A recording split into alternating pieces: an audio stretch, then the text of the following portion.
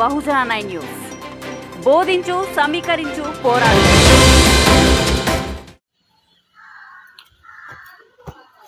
Hi మిత్రులరా, బౌద్ధం కోసం నా అన్వేషణ కార్యక్రమంలో భాగంగా నేను అటు బయలుదేరుతూ అంటే కన్యాకుమారి వరకు వచ్చాను. మొత్తానికి కన్యాకుమారి దగ్గరలో ఇది ఒక బౌద్ధ ప్రాపర్టీ ఉంది. ఈ బౌద్ధ ప్రాపర్టీ గురించి మీకు నీట్గా వివరిస్తాను. అయితే వెళ్ళే క్రమంలో మన మధ్యన వారసత్వాలు వస్తుంటాయి కాబట్టి వాటిని కూడా మనం తెలియజేసుకుంటూ వెళ్ళాలి. ఇది పుతేరి ప్రాచీన బౌద్ధ స్తూపం అంటారు. అయితే ఈ బౌద్ధ స్తూపాన్ని అశోకుడు తన బౌద్ధ భిక్షులకు చెప్పి ఇక్కడ కన్యాకుమారి దగ్గర, తమిళనాడు కన్యాకుమారి లాస్ట్ సముద్ర తీర ప్రాంతం ఇది. అంటే ఇలా కాశ్మీర్ టు కన్యాకుమారి అంటారు కదా, అలా కన్యాకుమారిలో ఈ పుతేరి బుద్ధ స్తూపం ఉంది. ఇది పిరమిడ్ ఆకారంలో ఉందంటే అప్పుడు పిరమిడ్ కల్చర్ మనకు తెలుస్తుంది ఇక్కడ. అయితే దీని గురించి కొంచెం నేను చదువుతాను, మ్యాటర్ తీసుకున్నా నేను. ఇది కన్యాకుమారి సమీపంలోని పుతేరి స్తూపం. ఇది పురాతన బౌద్ధ స్తూపము. పుతేరి, ఇది ఒక ప్రాంతాన్ని పుతేరి అంటారు. ఇక్కడ కనుగొనబడిందట. భారతదేశం యొక్క దగ్గరగా ఉన్న అంటే ఇది భారతదేశం యొక్క దక్షిణ కోనకు, అంటే ఈ మూలకు దక్షిణ కోనకు అంటే లాస్ట్కు అదే కన్యాకుమారి కొనకు ప్రశాంతమైన గ్రామంలో ఉంది. పుతేరి తమిళనాడులోని కన్యాకుమారి జిల్లాలో నాగర్కోయిల్ ఇది కన్యాకుమారి నాగర్కోయిల్ నగర శివారులో ఉంది. ఈ స్తూపానికి ప్రత్యేక ప్రాముఖ్యత ఉంది, ఎందుకంటే ఇది భారతదేశంలో ఇప్పటి వరకు కనుగొనబడిన బౌద్ధ స్తూపం. ఇది అరేబియా సముద్రం మరియు బంగాళాఖాతం, హిందూ మహాసముద్రం. చూడండి ఒకసారి, అంటే కింద వచ్చేసి హిందూ మహాసముద్రం వస్తుంది ఇక్కడ శ్రీలంకకు ఇండియాకు మధ్యన. అటు పోతే మనము తమిళనాడు అనుకునేది బంగాళాఖాతం, ఇటు పోతే అరేబియా అంటే కర్ణాటక బార్డర్, కేరళ స్టార్ట్ అవుతుంది. అంటే హిందూ మహాసముద్రము, అరేబియా అండ్ బంగాళాఖాతం, 3 సముద్రాలు కలగలిసిన ప్రాంతం అంట. చూడండి, గొప్ప ప్లేసే కదా.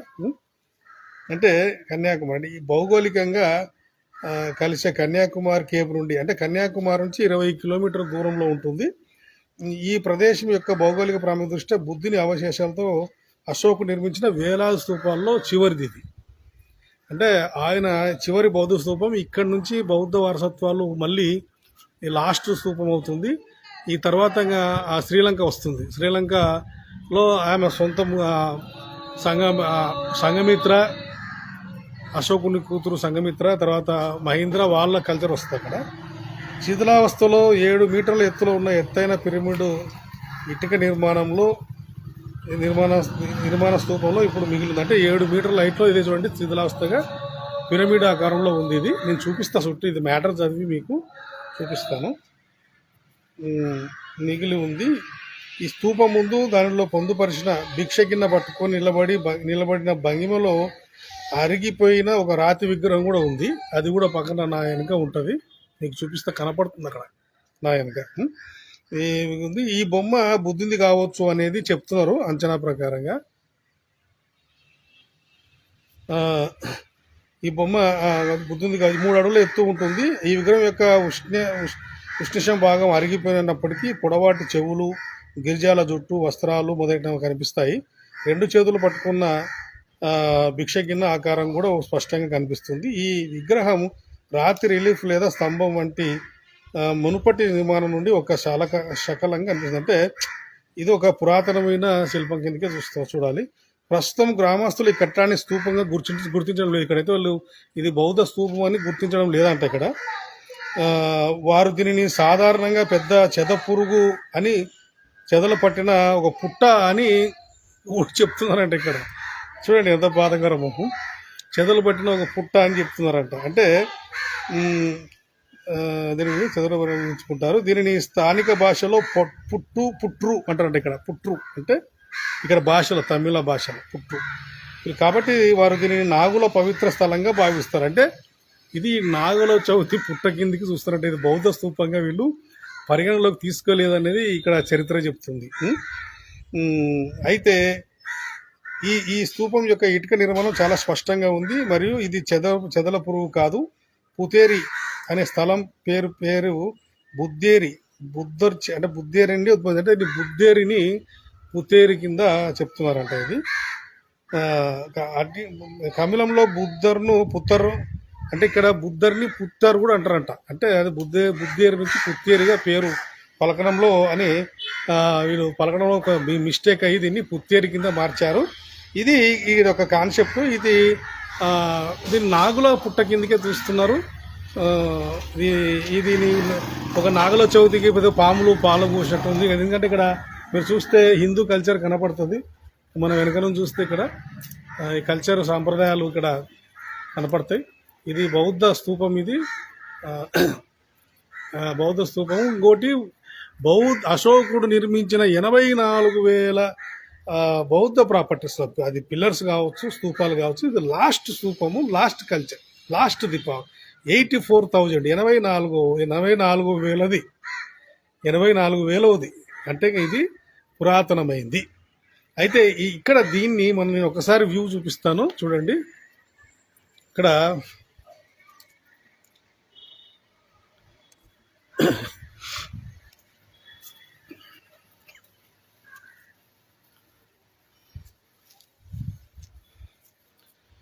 చూడండి. ఇక్కడ ఈ విగ్రహం వచ్చేసి బౌద్ధుంది అని చెప్పేసి చెప్తున్నారు. ఎందుకంటే మనం ఇటు చూస్తే ఈ చెవులు, లాంగ్ చెవులు, ఇక్కడ కూడా ఈ యొక్క నత్తల టైప్ అంటే గర్లింగ్ హెయిర్స్ ఉన్నాయి విగ్రహానికి. చూస్తే ఇది బుద్ధుని విగ్రహం అనేది ఐడెంటిఫై అవుతున్నారు. కానీ చాలా అరిగిపోయింది. ఇటువంటి విగ్రహం కూడా మనం దేశంలో చాలా తక్కువ. అంటే బుద్ధుడు ఇలా చిప్ప పట్టుకొని, అంటే దాని బొచ్చ కావచ్చు, లేకుంటే గిన్నె అనవచ్చు, ఇది పట్టుకొని ఉండే విగ్రహం మనం చాలా తక్కువ చూసింటాం. తక్కువ శిల్ప సంపద చూసింటాం. సో చూడండి ఎలా ఉందో. పైకి పిరమిడ్ ఆకారం ఉంది మొత్తం పైకి. ఒకసారి ఎట్లా రౌండ్ చుట్టూ తీసుకొస్తాను చూడండి. ఇక్కడ గంట కట్టారు.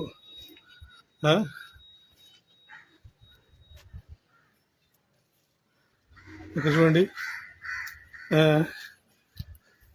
ఎవరో ఇక్కడ ఋషులు కూర్చున్నట్టు పెట్టారు. ఇక అంటే మన ఊళ్ళకి చాలా బాధ కలుగుతుంది. ఎక్కడో పిసుకుంటారు, అన్నీ ఆక్రమించుకునేది చేస్తారు.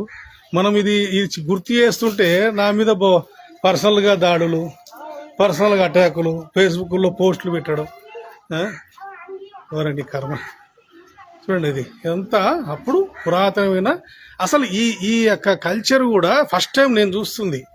నేను చాలా చూశాను కదా, ఇలాంటి పిరమిడ్ ఇదే ఫస్ట్ టైం చూస్తున్నా నేను. పూర్తిగా శిథిలావస్థకు వచ్చేసింది. ఇది శిథిలావస్థకు వచ్చేసింది. పైన అదింత నిలబడింది. ఎప్పుడోసారి ఇది కూలిపోయే పరిస్థితి ఉంది. దీన్ని చెదల పుట్టలుగా, నాగుల చవితి పుట్టగా చూస్తారు దీన్ని.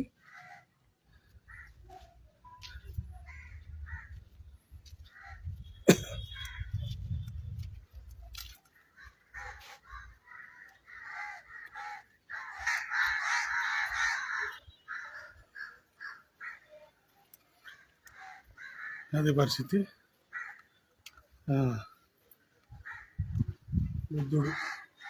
బౌద్ధ విగ్రహమే ఇది. కరెక్ట్గా డౌటే లేదు దీంట్లో. బౌద్ధ విగ్రహమే.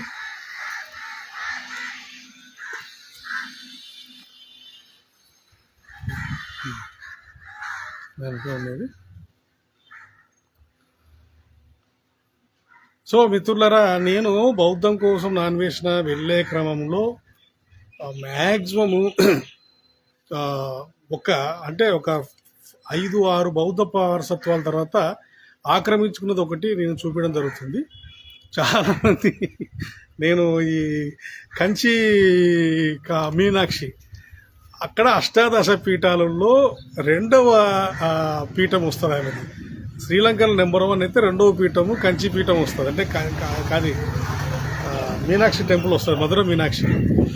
నేను అది ఫస్ట్ అది క్లియర్ చెప్పుకుంటా కూడా, పురాణం చెప్పి నేను చరిత్ర చెప్తుంటే తట్టుకోలేక ఎటేటో పోతున్నారు, ఏమేమో పోతున్నారు, ఇంకా ఏం చేయాలో తెలియక శివకుమార్ని ఎట్లయితే విన్ని అని చెప్పేసి నావి ఎప్పుడెప్పుడో ఉన్నవన్నీ తీసుకొచ్చి పోస్టులు పెట్టేస్తున్నారు. ఆ, ఏమో ఎట్లా ఆగమాగం అవుతున్నారు. నేను క్లారిటీగా చెప్తాను. నేను బహుజన కాన్సెప్ట్లోకి దిగి 5 సంవత్సరాలు అవుతుంది. 5 సంవత్సరాల్లో 30 లక్షలు అప్పు అయ్యానని మొత్తుకొని నాకు గొంతు పోతుంది. ఈ 30 లక్షల అప్పుల్లో రకరకాలు ఉన్నాయి కాన్సెప్ట్. ఛానల్ కోసం చేసిన అప్పులు ఉన్నాయి, అలాగే పుస్తకాల కోసం చేసిన అప్పులు ఉన్నాయి. మధుర మీనాక్షి టెంపుల్ పుస్తకాల కోసం చేసిన అప్పులు ఉన్నాయి. అలాగే ఎన్నెన్నో, అంటే నా సొంతంగా నా కుటుంబానికి, నా ఇంటికి, నేను బతకడానికి ₹1 ఏమైనా చేసింది ఎవడైనా పురకాలు చెప్తే ఒకటండి. ఇక్కడ నేను సొసైటీ కోసం కష్టపడి సమస్యలు తెచ్చుకునేవి తప్పితే వేరే నా పర్సనల్గా నా యొక్క వ్యక్తిగత జీవితానికి ఏమన్నా అవి కూడా తీసుకొచ్చి సోషల్ మీడియాలో ఇప్పుడు ఎట్లయితే వీడిని ఏదో ఒకటి చేయాలా, నేను క్లియర్గా ఉన్నా. అరే బాబు, అన్నీ నాకు లీగల్గానే ఉన్నాయి. ఏ పరిస్థితుల్లో ఏదైనా నేను డిస్టర్బ్ అయినా ఏం చేసినా కూడా చట్టపరంగా నేను ఆల్వేస్ వెల్కమ్. ఏదైనా సరే నాకు ఈ కోర్టులు కేసులు కొత్త కాదు. నేను చెప్పేదాళ్ళు ఏంటంటే, మీరు నన్ను ఇంకా ప్రమోట్ చేస్తా అంటే హాయిగా చేయండి, అంటే చేసే వాళ్ళకి చెప్తున్నా. సో ఎనీవే, బౌద్ధం కోసం నా అన్వేషణ కార్యక్రమం నేను చాలా పెద్ద సంకల్పం తీసుకున్నాను. ఇందులో నేను ఆరోగ్యంగా నిలబడి కొద్ది రోజులు బతకాలని కోరుకుంటున్నాను. ఎందుకంటే చాలా పెద్ద సంకల్పం ఇది. నేను ఇప్పుడు కన్యాకుమారికి వచ్చాను. కన్యాకుమారి నుంచి ఎక్కడి నుంచి మొదలైంది, దాదాపు 1200 కిలోమీటర్లు వచ్చాను ఈ రోజుకి స్కూటర్ మీద. 1200 కిలోమీటర్లు వచ్చి నేను కన్యాకుమారికి వచ్చాను. ఇక్కడ నుంచి శ్రీలంకకి వెళ్ళాలా లేదా, శ్రీలంకకి వెళ్ళడానికి నేను సన్నాహాలు చేస్తున్నాము. శ్రీలంకకి ఫ్రీగా అయితే ఫస్ట్ మనం ఉందని చెప్తున్నారు, కొంతమంది లేరని చెప్తున్నారు. దాన్ని సర్చింగ్లో ఉన్నాం. ప్రస్తుతానికైతే ఏదో విధంగా శ్రీలంకకి వెళ్ళాలనే కాన్సెప్ట్లో ఉన్నాము.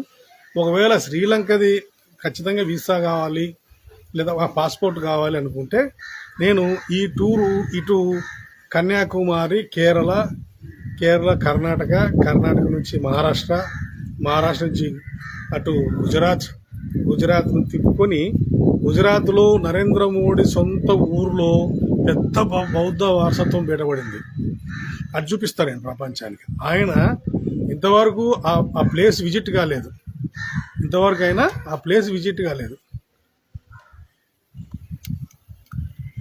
ఇప్పటి వరకు గుజరాత్ సొంత ఊరిలో, నరేంద్ర మోడీ ఊరిలో బౌద్ధ వారసత్వం బయటపడితే ఆ ఊరు పేరే బౌద్ధుని పేరు ఉంది. అసలు నరేంద్ర మోడీ సొంత ఊరు.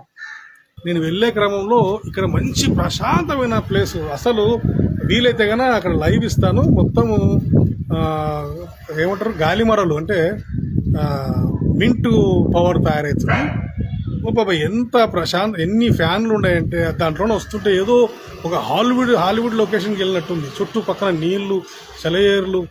బాబా నిజంగా కళ్ళు చాలలేదు నాకు. ఇది పిరమిడ్ కల్చర్లో ఉండే బౌద్ధ వారసత్వము. ఇక్కడ బుద్ధుడు ఉన్నాడు.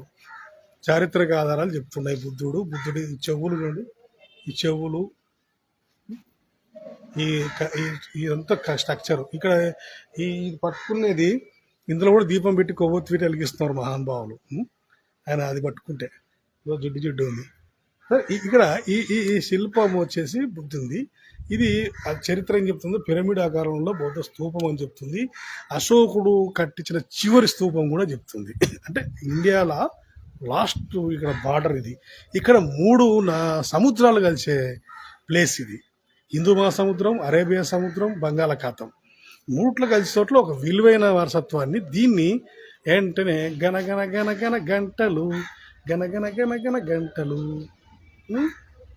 స్టార్ట్ చేసినారు. విగ్రహాలు పెట్టారు. తప్పేవాడిది. ఇట్లా వీళ్ళు ఈ వారసత్వాలు ఆక్రమించుకున్న దాన్ని ప్రశ్నిస్తే తప్పెట్లయితుంది. ఇక్కడ బౌద్ధ స్తూపాన్ని హైందవీకరణ చేసి నాగుల జాతి పూజలు చేస్తున్నారు. ఇది తప్పు కాదా? ఇది ప్రశ్నించకూడదా? ఈ రైట్స్ మనకు లేవా బౌద్ధ వారసులకు? ఇది అడిగితే సేమ్ అలానే బౌద్ధ మహామాయ టెంపుల్స్ కావచ్చు, బోధిసత్వ అవలోకేతేశ్వర టెంపుల్స్ కావచ్చు, తారాదేవి, మంజుశ్రీ టెంపుల్స్, ఇవన్నీ అప్పట్లో బుద్ధుడికి టెంపుల్స్ లేవు కదా అనే వాళ్లకు చరిత్ర తెలియదంట. నేను టెంపుల్స్ కల్చరు బౌద్ధం నుంచే స్టార్ట్ అయ్యాయి. సమాధుల కల్చరు బౌద్ధం నుంచే స్టార్ట్ అయింది, విగ్రహాల కల్చరు బౌద్ధం నుంచే స్టార్ట్ అయింది. బౌద్ధాన్ని ఒక రూపంలో తీసుకొచ్చింది హైందవులు. బుద్ధుణ్ణి సన్యాసిగా చూపించేసి ఆయనకి ఏమీ లేదు, ఓన్లీ చివరాలు బట్టలు ధరించి అడక తినుకుంటూ పోతుంటాడు, ఆ మతమే అంతా అనే, ఆ మార్గమే అంతా అనే టైప్ తీసుకొచ్చారు. కానీ వాస్తవం చెప్పాలంటే బౌద్ధ మందిరాలు ఎలా వచ్చాయి, బౌద్ధ స్తూపాల నుంచి నేను చాలా సాంస్కృతిక విప్లవం అంటే ఏదో కనపడ్డ టెంపులల్లా చెప్పుకుంటూ పోవడం కాదు, కనపడ్డ స్తూపం కూడా చెప్పుకుంటూ పోను. దానికి ఒక చారిత్రక ఆధారం ఉండాలి. దానికి చెప్తే కూడా ఒక ఈ అవతరుల వాళ్ళకి అవునా నిజమా ఇంత సబ్జెక్టు అన్నట్టు తెలియదు. ఇప్పుడు ఎందుకు చెప్తున్నా, 84,000 ప్రాపర్టీల్లో అశోకుడు కంటే చివరి ప్రాపర్టీ, చివరి ఆయన కూడా రాలేదు, బౌద్ధ భిక్షులకు చెప్పి పంపించి కట్టించాడంటే ఇక్కడ. అంటే ఆయన లాస్ట్ వారసత్వం ఇది, దానికి ఒక ప్రత్యేకత చెప్పాలి. అలాగే ఇక్కడ హైందవీకరణ అయ్యింది, హైందవీకరణని గుర్తు చేయాలి. ఇది ఒక అంటే సాంస్కృతిక విప్లవం అంటే అలా ఉండాలి. ఇప్పుడు స్తూపాలు వచ్చేటప్పుడు నేను 4 స్తూపాలు గ్యాప్ వదిలిపెట్టి వచ్చా. ఇప్పుడు మన నందలూరు బౌద్ధ స్తూపం చూపించా, అక్కడ అవలోకేతేశ్వర టెంపుల్ చూపించా, అవలోకేతేశ్వరుడిని శివలింగాన్ని బౌద్ధ స్తూపాన్ని చూపించా. దీన్ని అలా చెప్పుకుంటూ సాంస్కృతిక విప్లవంలో భాగంగా ఇలాంటి స్ట్రక్చర్ చూపించుకుంటూ పోతున్నప్పుడు ఎదురే ప్రశ్నలు ఏంటంటే, బౌద్ధంలో ఈ శిల్ప సంపద లేదు, విగ్రహాలు లేవు, మందిరాలు లేవు, బుద్ధుడు ఏదో వీళ్ళకి ఫోన్ చేసి చెప్పినట్టు, లేకుంటే బుద్ధుడు పక్కింటి వాడైనట్టు, ఈయన బుద్ధుడు వీళ్ళ దగ్గరే ఉండి నేను విగ్రహాలు పూజించమని ఎవరు రాశారు కథ? అసలు బౌద్ధం గురించి రాసిన రచనలు వ్యాసాలు అంతే బ్రాహ్మణులే కదా రాసింది. ఆయన చరిత్ర కూడా వీళ్ళే రాశారు. అంబేద్కర్ గారు పుస్తకాలు కూడా ఆయన చనిపోయినాక ప్రింటింగ్ చేశారు. ఇప్పుడు మాకు మొదట్లో నేను రాజ్యాంగం పుస్తకాలు పక్కన పెడితే వాల్యూమ్ సెట్లు చాలా నేను సేల్ చేయించా. తర్వాత తెలిసింది తప్పు చేశాను రా బాబు అని.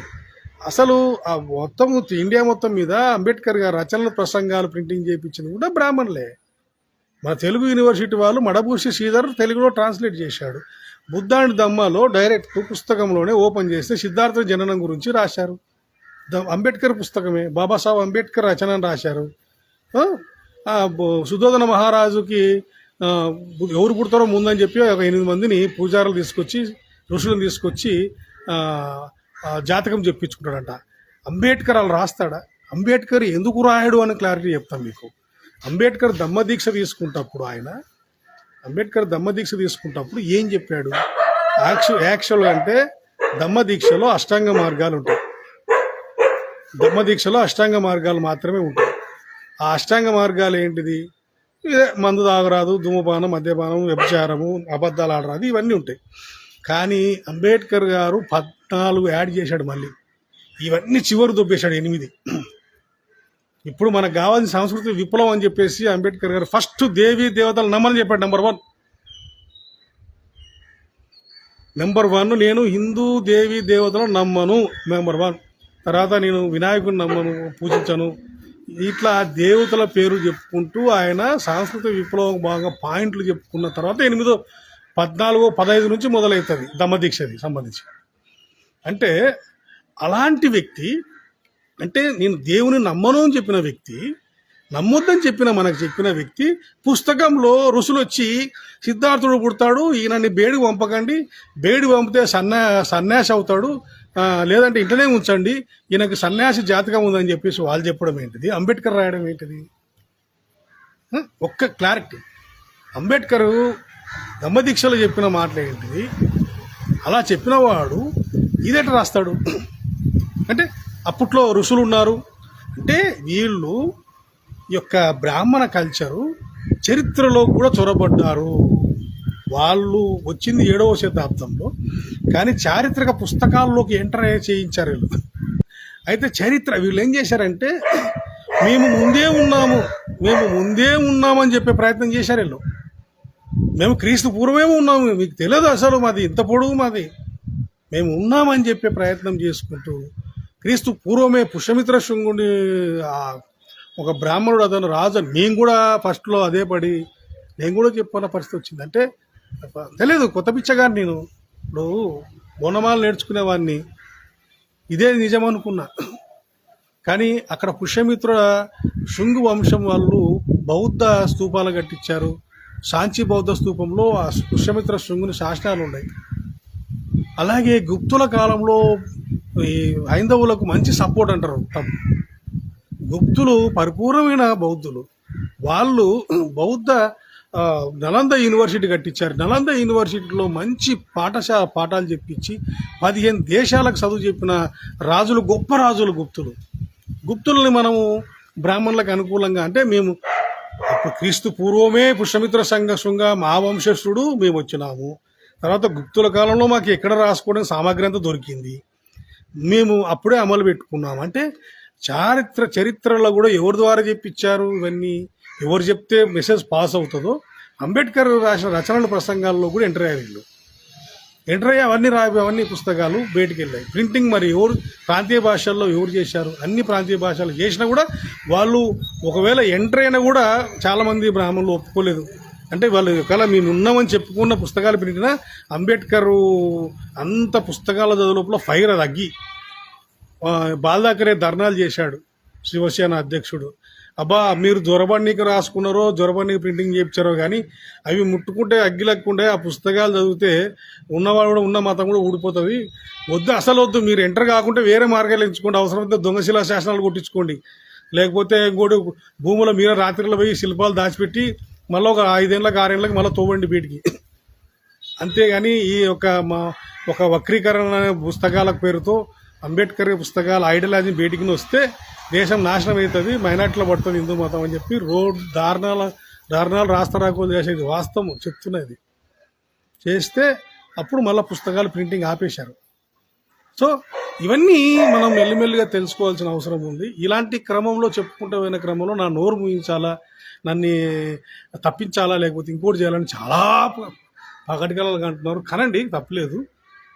నేను మాత్రం బతికినంత వరకు బౌద్ధాన్ని పూర్తి స్థాయిలో నేను ప్రమోట్ చేస్తాను. ఇది ఒక చారిత్రక నిర్ణయం. ఇది చాలామంది నేనేదో మొదట్లో ఏదో ప్రయత్నం అనుకున్నా కానీ నా భుజాల పైన పెద్ద ఒక బరువే పడింది. ఆ బరువు నేను పక్క తీసిపెట్టలేని పరిస్థితి. ఇప్పుడు బరువు తీస్తే కూడా నాకు ఇబ్బందికరమే. పెద్ద పెద్ద మేధావులు, ఇంటలెక్చువల్స్ కూడా ఫోన్లు చేసి చెప్తున్నారు, శివ నువ్వు తీసుకున్న మంచి కాన్సెప్ట్, ఎక్కడ సడలింపు కానీ బ్యాక్ స్టెప్ తీసుకోవద్దని చెప్పారు. సో ఇది మిత్రులరా ఈరోజు మన ప్రోగ్రామ్ ఇది. ఇంకా నేను మిగతా కార్యక్రమాలు ఎప్పుడు ఏంటంటే మీకు అప్డేట్ ఇస్తాను. సో ఈరోజు బౌద్ధం కోసం నా అన్వేషణ క్రమంగా ఇక్కడ ఒక ఇది పిరమిడ్ కల్చర్లో ఉన్న స్తూపాన్ని మీకు చూపించాను. ఇక్కడ ఉన్న సమస్యలు కూడా చెప్పాను. సో మార్పు రావాల్సింది మనలోనే. చూస్తున్నాండి, నేను వాస్తవాలు చెప్తుంటాను. ఒకవేళ ఏదైనా తప్పులు మిస్టేక్ ఉంటే డైరెక్ట్ చెప్పండి, ఇది కాదన్నా ఇంకో చరిత్ర ఉందని చెప్పండి. కానీ ఖండించే ఒక వద్దు, తప్పు మూర్ఖంగా వద్దు. ఏదైనా నాకు తప్పు చెప్పేటప్పుడు మీరు ఇది తప్పని చెప్పండి, ఇది కాదన్నా ఇదని చెప్పండి, సరిదిద్దుకుంటా. ఎందుకంటే మనము ఆత్మ పరిశీలన లేకుంటే విమర్శ అని పరిశీలించకపోతే కూడా మనం ముందుకు వెళ్ళాం. పిడివాదం అవుతుంది, అది కూడా పిడివాదం అవుతుంది. కాబట్టి మీరు చెప్పిన దాన్ని కూడా పరిగణన తీసుకుంటాం. ఓకేనా? Thank you for watching. జై భీమ్, జై భారత్, నమో బుద్ధాయ.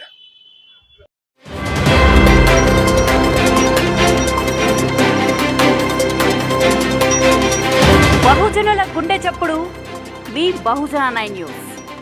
బోధించు, సమీకరించు, పోరాడు.